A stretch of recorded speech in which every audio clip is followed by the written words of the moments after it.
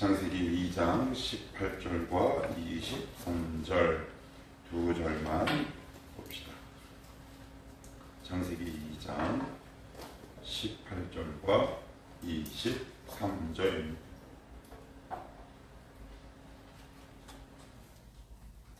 자, 우리 18절과 23절을 우리 한 목소리로 같이 한번 읽어보십시다. 시작.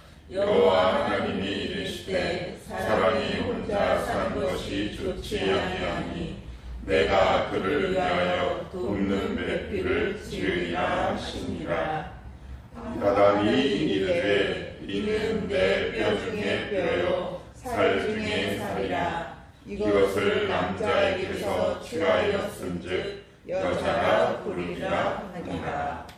아멘. 오늘은 아내해라는 제목으로 말씀을 전하도록 할게요. 이게 뭔 말이냐?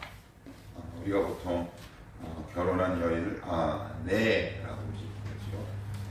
그래서 제가 국어 사전을 한번 찾아봤더니 1930년대까지만 하더라도 세 가지 단어가 혼재돼서 사용됐대요.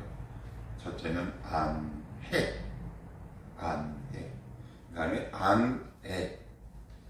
그리고 이제 통상적으로 우리가 많이 쓰고 있는 단어 아내 이렇게 썼는데 이제 주로 중국에 있는 조선족 동포나 이북에 있는 사람들은 안해라는 단어를 이제 주로 썼다고 해요. 그래서 제가 한글학에서 편찬한 국어사전을 좀 검색을 해보니까 그러면 안해 왜 이렇게 발음 어렵잖아요.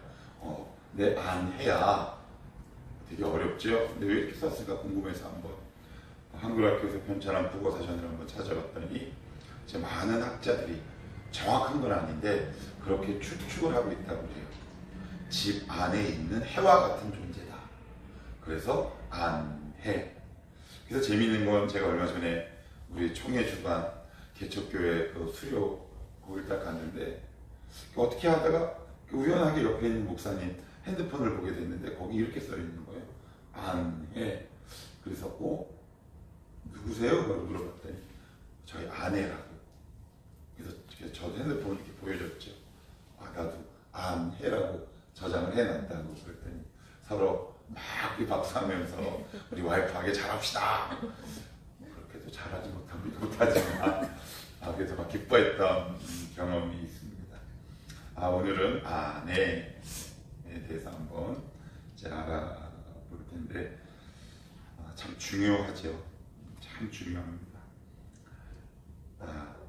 제가 아무리 얘기를 해봤자 저의 인간적인 이야기니까 지금 말씀 안으로 한번 들어가 볼게요. 자, 먼저 18절에 보시면 성경은 이렇게 적고 있는데 여호와 하나님이 이르시되 사람이 혼자 사는 것이 좋지 아니하니. 그러면 남자 혼자 왜 두지 않으셨을까? 우리 그냥 통상적으로 외국은 모르겠는데 그냥 우리 한국에서 통하는 정서적으로는 남자는 혼자는 안 돼요. 그지섭니다. 여자는 혼자도 잘 사는데 남자는 혼자 잘 안 되더라고요. 오늘 말씀에 보니까 하나님이 직접 이렇게 말씀을 하셨어요. 혼자 사는 것이 좋지 아니하니 라고 되어 있는데 히브리 원어를 제가 한번 찾아보니까 이런 의미더라고요. 좋은 것은 아니니. 약간 소극적인 표현인데 이 말씀 안에는 이런 뜻이 내포되어 있어요. 더 좋은 것이 있으니 라는 의미래요. 혼자 사는 것이 좋은 것은 아니니 더 좋은 것이 있다. 이렇게 이제 성경은 이야기합니다. 그래서 혼자 사는 것보다 결혼하는 것이 더 좋다라는 의미가 이 말씀 가운데 이제 포함돼요. 그래서 우리가 흔히 우리 사회에서 통용되는 말 가운데 이런 말 있잖아요. 결혼은 안 해도 후회, 해도 후회. 그러니 후회할 거 이왕 결혼하고 후회하자라는 말과 일맥상통까지는 아니지만 어느 정도 문맥상 이렇게 맞닿아 있다. 이렇게 보시면 돼. 그러면 어제는 우리 남자 사명을 한번 살펴봤는데, 그러면 여자가 왜 하나님께서 여자를 만드시고 이렇게 이름을 지으셨는지, 그 여자의 사명은 과연 뭔지 한번 우리 말씀 안으로 이제 들어가 볼게요. 어제 말씀을 이렇게 딱 보다 보니까 참 놀랍더라고요. 자, 내가 그를 위하여, 자, 거기서부터 한번 읽어봅시다. 자, 시작. 내가 그를 위하여 돕는 배필을 지으리라 하시니라. 그래요. 사무엘상 7장 12절에 보시면 사무엘이 블레셋 족속들을 다 무찌르고 나서 이렇게 고백을 합니다. 도움의 돌. 뭘까요? 에벤 에젤이라는 말이에요. 그러니까 요게 돕다라는 말은 히브리어로 에젤인데, 하나님이 인간을 구원할 때만 사용하는 단어예요. 그러니 여자의 사명은 첫째, 남자를 구원하는 거예요. 그럼 여기서 우리가 이 지점에서 고민하고 생각해야 될 게 있어요. 어제 가정의 1차적인 책임은 누구에게 있다고 그랬어요? 남성에게 있다고 그랬어요.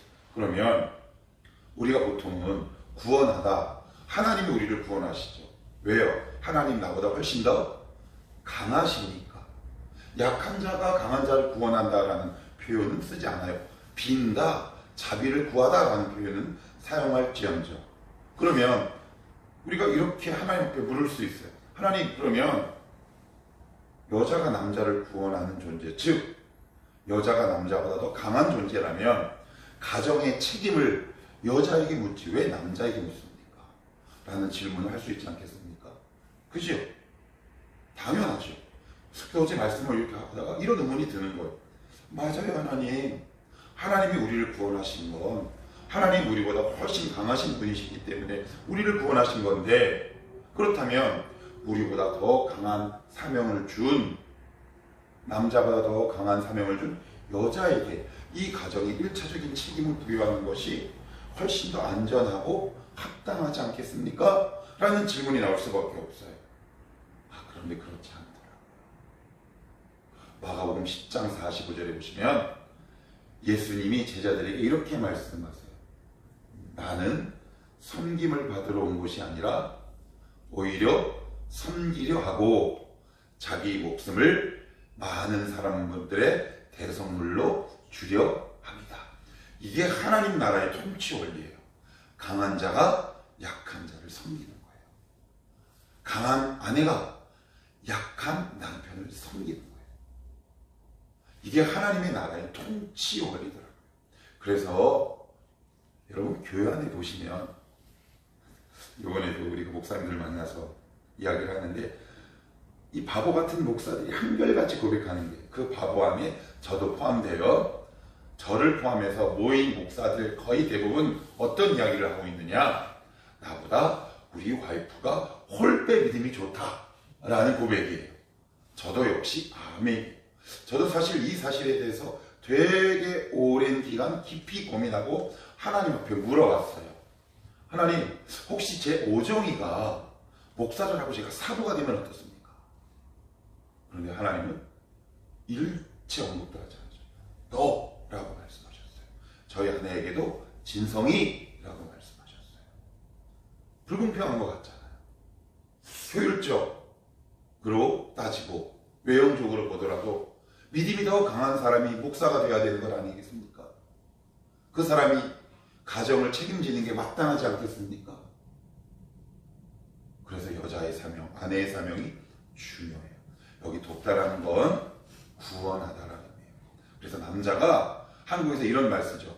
아유, 내가 결혼도 못하고 노처녀로 늙어갈 여자를, 성경적으로 완전히 틀린 말이에요. 누가 누구를 구원했다? 여자가 남자를 구원하는 거예요. 에벤 에젤. 하나님이 인간을 구원할 때 사용하는 단어, 신탁 동사라고 한답니다. 하나님이 개입하시는 그 단어예요. 그래서 우리의 사명, 여자의 사명, 아내의 사명은 뭐다? 남편을 구원하는 거예요. 희수를 구원하는 거야. 못해? 대체로 교회 안에서도 보면 여자가 많아요? 남자가 많아요? 여자가 훨씬 많죠. 그래서 늘 그분들이 하는 고민이 있어요. 목사님, 우리 남편 어떻게 하면 좋을까? 이런 얘기를 거짓말 조금 못하면 한 5만 번쯤 들은 것 같아요. 그런데 오늘 성경을 보니까 그 구원의 사명이 아내에게 달려있다.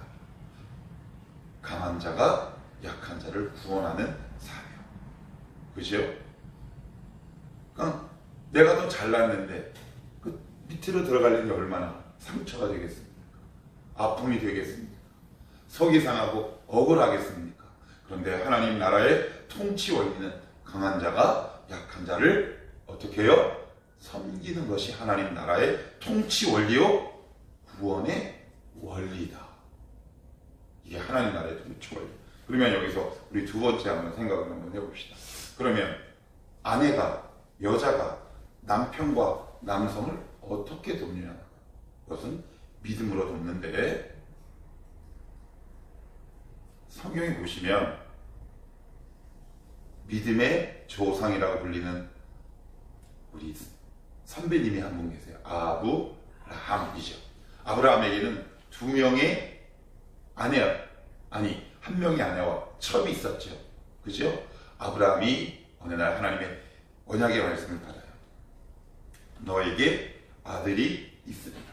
그런데 25년이 동안 아기가 없는 거예요. 그래서 75세에 나타나셔서 100세 이삭을 얻거든요. 그런데 100세가 되기 전에 아무리 기다려도 아들이 없으니까 어느 날 사라가 하갈에게 이렇게 얘기해요. 나는 더 이상 생리도 끊어졌고 더 이상 희망도 없다. 그러니 내가 이 남자를 어떻게 도울 수 있겠느냐. 그래서 하갈을 아브라함에게 들여보냅니다. 아브라함을 어떻게 하려고요? 도우려고 아니면 해치려고? 돕기 위해. 잘못 도왔어요.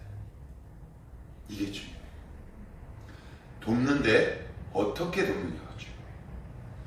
믿음의 방법으로 도우셔야 해요. 부끄럽지만 제 아내에게 욕을 먹을 각오라고 제가 이야기를 할게요. 저희 교육전도사 때 제가 40만 원인가 45만 원 받고 11조 내고 감상금하고 저 차비 5만 원 하면 30만 원 돈으로 내 식구가 살아야 돼요. 힘들죠.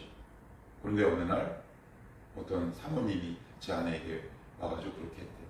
이렇게 해서 서로를 살짝만 이렇게 하면 이렇게 한다. 제 아내가 그러더라고요. 그렇게 하는 마음 없다. 속으로 무서운 여자.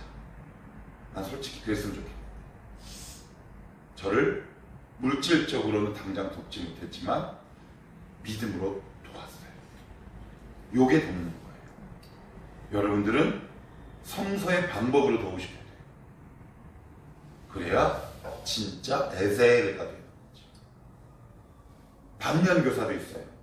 열왕기상 21장 7절에서 10절에 보시면 그 유명한 이야기가 나오는데 나봇의 포도원이 나옵니다.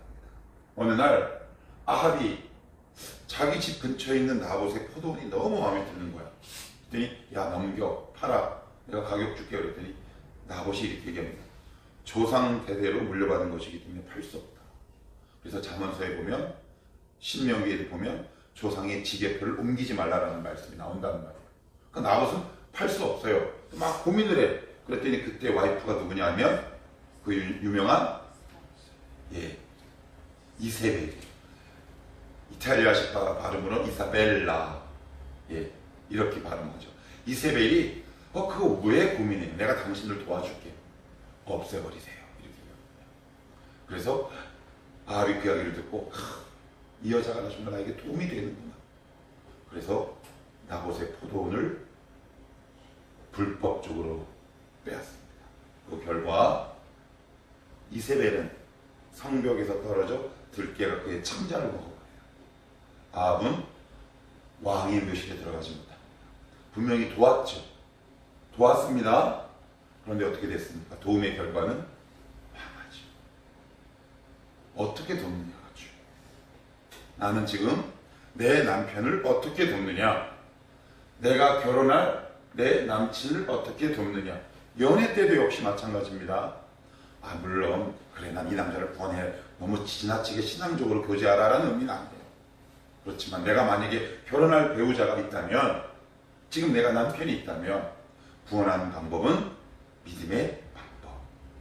그가 단순히 출세하고 돈을 많이 벌게 하는 방법이 아니라 하나님의 방법으로 하나님 앞에 바른 믿음의 사람으로 세워질 수 있도록 돕는 것, 그것이 바로 돕다라는 바른 의미다.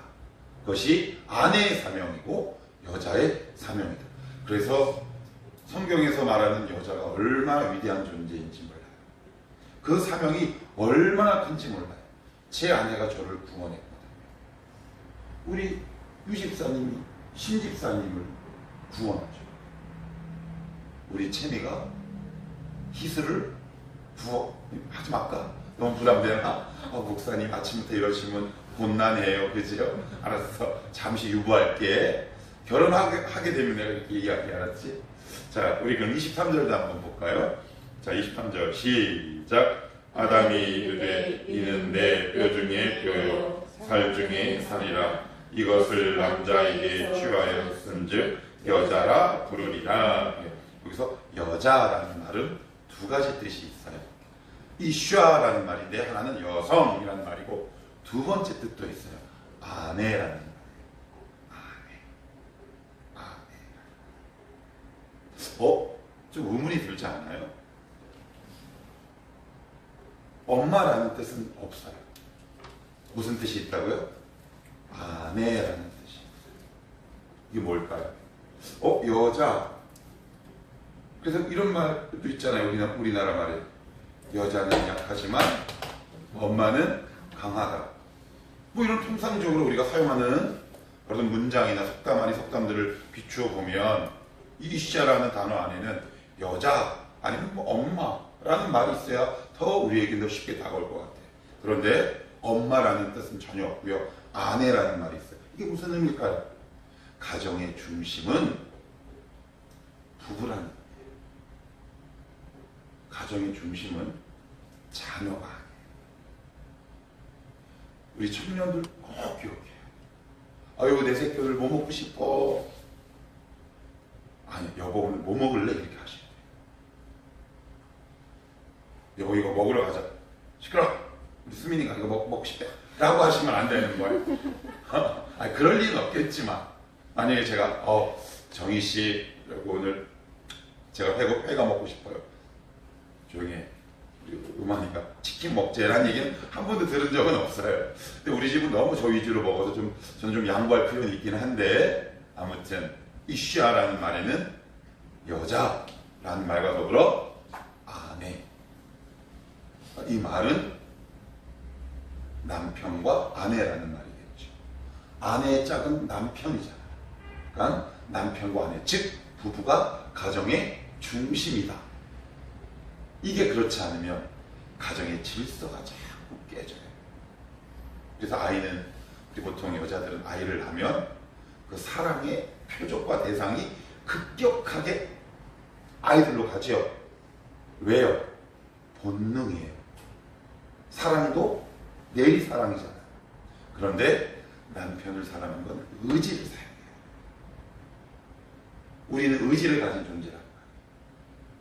감정은 새끼에게 가지만, 자녀에게 가지만 하나님이 그렇게 말씀하셨기 때문에 남편에게 마음을 쓰고 애써야 해요. 그리고 두 번째, 왜 아내라고 했냐? 이 아내는 어떤 일이 있어도 아내의 자리를 이탈하지 않아요. 그러면 이런 질문이 제기돼요. 그러면 현대사회에서 너무 먹고 살기 바쁜데 맞벌이는 안 된다는 얘기입니까? 라는 의미가 아니에요. 적극적으로 사회에 참여하십시오. 그리고 직업도 가지십시오. 그렇지만 아내의 자리를 이탈해서는 안 됩니다. 그것이 여성에게 주신 사명입니다. 그럴 때 그 가정이 든든하게 세워져 갑니다. 어제 제가 가정의 1차적인 책임은 남자에게 있다.